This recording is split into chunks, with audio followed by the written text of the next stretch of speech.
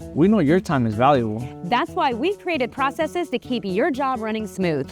We know you expect 5-star service. That's why we're committed to delivering 7-star.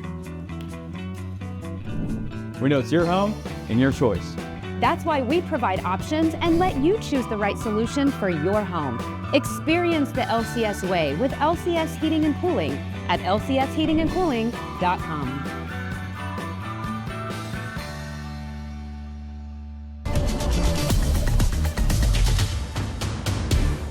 Outside the Forecast on WTHR Plus is sponsored by LCS Heating and Cooling.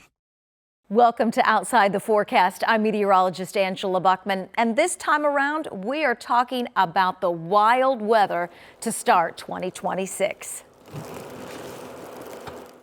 Some of that wild weather includes 10 records tied or broken, 8 of those temperature records, and record snowfall of 9.1 inches. The other record was record rainfall, 2.59 on March 3rd. We're going to go back to this record snowfall, but again, 10 records tied or broken, 8 of those temperature records, the other 2, the record snowfall and the record rainfall. We've also had some severe weather so far, about a dozen tornadoes reported across the state of Indiana so far in 2026.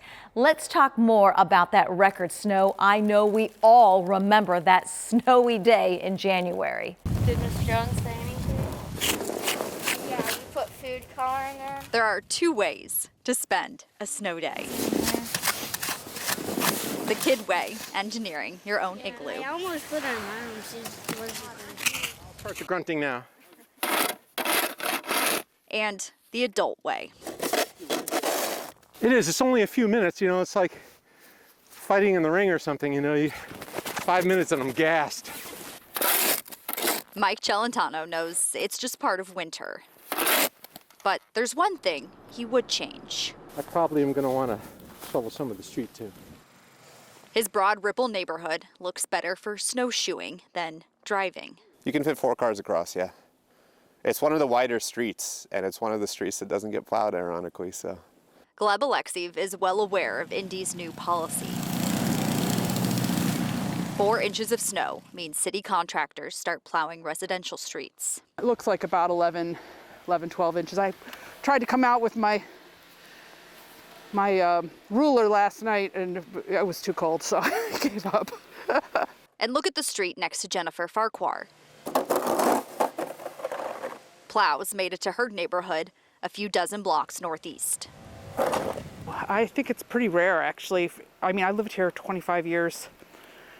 I think maybe we've had it plowed here 3 times, maybe 4 times. I heard them. I think it was early this morning that they came by, and I did hear it twice. Yeah, that is surprising. I'm happy for them.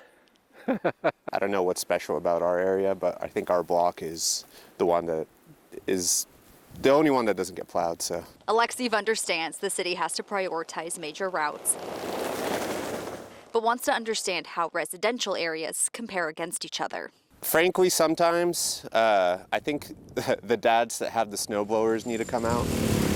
For now, neighbors are digging out, left wondering just how many days until spring. And this isn't bad. It could have been this way all winter, so counting my blessings.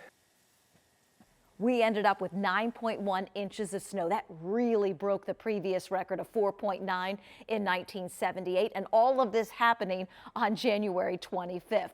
Other things to note: coldest St. Patrick's Day we've had in 85 years, and then just 5 days later, we had a high of 88 degrees on March 22nd. That was the warmest March temperature ever. We're going to talk a little more about the temperature records, focusing on lots of record highs. We tied a record of 63 January 8th that tied the record in 1965. 71 degrees on February 18th.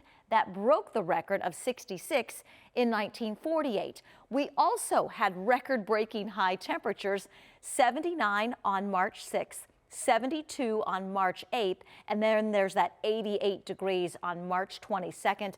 That's the warmest March temperature ever recorded on record. It's obviously been a very active and kind of wild start in terms of weather to the year 2026. We're obviously going to keep track of things, continue to keep you updated, and we always appreciate you watching Outside the Forecast. I'm meteorologist Angela Buchman.